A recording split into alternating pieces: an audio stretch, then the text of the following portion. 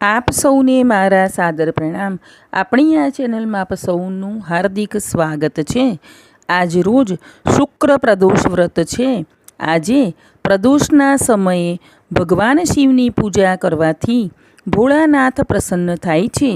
આજે સવારે અને સાંજે એમ બંને ટાઈમ શિવ પૂજા કરવી જોઈએ. શિવ ચાલીસા, શિવ પંચાક્ષર સ્તોત્ર અને શિવલિંગાષ્ટક પણ કરવું જોઈએ, જેનાથી ભક્તોની મનોકામના પૂર્ણ થાય છે તથા સુખ સમૃદ્ધિમાં વધારો થાય છે. ઘણા ભક્તો ફક્ત વદ પક્ષમાં આવતા પ્રદોષ વ્રત કરે છે. તેઓએ પણ સુદ પક્ષમાં આવતી પ્રદોષની વ્રતકથા અવશ્ય સાંભળવી જોઈએ, જેથી વ્રત કર્યા તુલ્ય પુણ્ય મેળવી શકાય. તો આપણે શરૂ કરીએ છીએ શુક્ર પ્રદોષ વ્રતની વ્રતકથા. શ્રી ગણેશાય નમઃ. પ્રાચીન સમયની આ વાત છે. એક નગરમાં 3 મિત્રો રહેતા હતા. આ 3 મિત્રો વચ્ચે ઘનિષ્ઠ મિત્રતા હતી. એક હતો રાજકુમાર, બીજો બ્રાહ્મણ કુમાર અને ત્રીજો વણિક કુમાર. રાજકુમાર તથા બ્રાહ્મણ કુમારના લગ્ન થઈ ચૂક્યા હતા, જ્યારે વણિક પુત્રના લગ્ન તો થયા હતા, પરંતુ તેની પત્ની રીસાઈને પિયર જતા રહ્યા હતા. એકવાર બ્રાહ્મણ પુત્રએ નારીનું મહત્ત્વ દર્શાવતા કહ્યું કે નારી વિનાનું ઘર અધૂરું છે, નારી વિનાનો સંસાર અધૂરો છે, નારીથી જ ઘર શોભે છે, નારી વગરનું જીવન ભૂત બંગલા જેવું હોય છે, નારીથી સંસાર અને ઘરનો ઉંબરો બંને શોભે છે.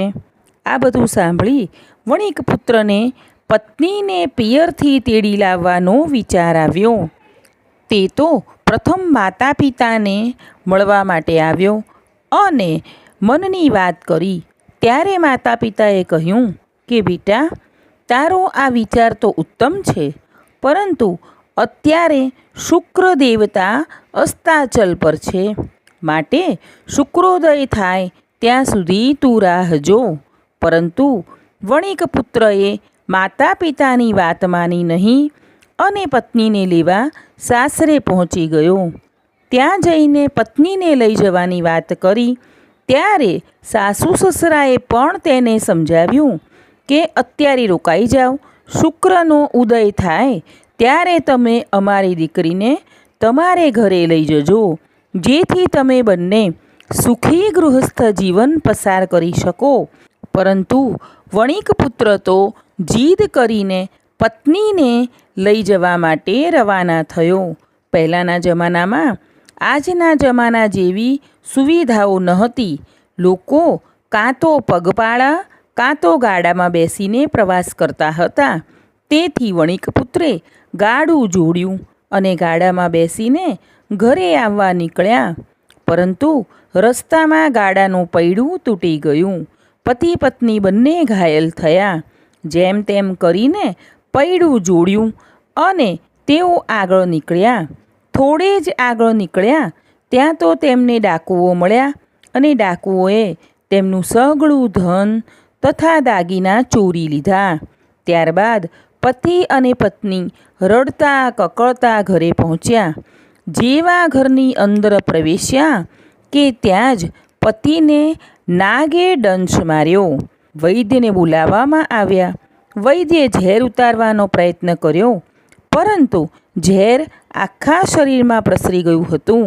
માટે વૈદ્યે વણિકને કીધું કે અમારું કામ તો પૂરું થયું, પરંતુ જીવન જીવાડવાનું કામ ઉપરવાળાનું છે. આ હાલતમાં તમારો પુત્ર વધુમાં વધુ 3 દિવસ જીવશે.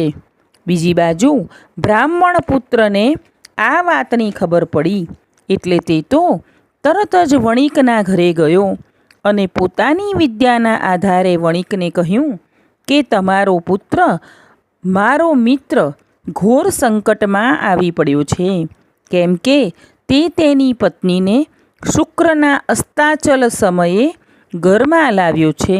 માટે જો તેની પત્ની શુક્ર પ્રદોષ વ્રત કરે અને શુક્રના ઉદય સમયે ઘરમાં પ્રવેશે તો જ તમારો પુત્ર બચશે. પત્નીએ તો આ સાંભળીને તરત જ શુક્ર પ્રદોષ વ્રત કરવાનો સંકલ્પ લઈ લીધો અને ગાડામાં પોતાના પતિને સુવડાવી પિયર તરફ રવાના થઈ ગઈ. જેમ જેમ ગાડું પિયર તરફ આગળ વધવા લાગ્યું તેમ તેમ તેના પતિની હાલત સુધરવા લાગી. પિયર પહોંચતા સુધીમાં તો તેનો પતિ એકદમ સ્વસ્થ થઈ ગયો. જ્યારે શુક્રનો ઉદય થયો ત્યારે તે પતિ પત્ની ઘેર પરત ફર્યા. હવે બંને સુખેથી રહેવા લાગ્યા અને જીવ્યા ત્યાં સુધી તેમને શુક્ર પ્રદોષ વ્રત કર્યું. મૃત્યુ પછી શિવલોકમાં ગયા. હે ભોળાનાથ, તમે જેવા વણિક પુત્રને ફળ્યા તેવા તમારી આ વાર્તા સાંભળનાર, કહેનાર અને વ્રત કરનાર સૌને ફળજો. બોલો ઉમાપતિ મહાદેવની જય. બોલો શુક્રદેવની જય. શુક્ર પ્રદોષ વ્રતની કથા અહીં પૂર્ણ થાય છે. આશા રાખું છું કે આ વ્રત કથા આપ સૌને મદદરૂપ થશે. મને સાંભળવા બદલ આપ સૌનો ખૂબ ખૂબ આભાર. આગળના વિડીયો જોવા માટે આપણી આ ચેનલને લાઈક, શેર અને સબસ્ક્રાઈબ કરજો. આપણે સૌ હંમેશા ખુશ અને નિરોગી રહીએ તેવી પ્રભુના ચરણોમાં પ્રાર્થના.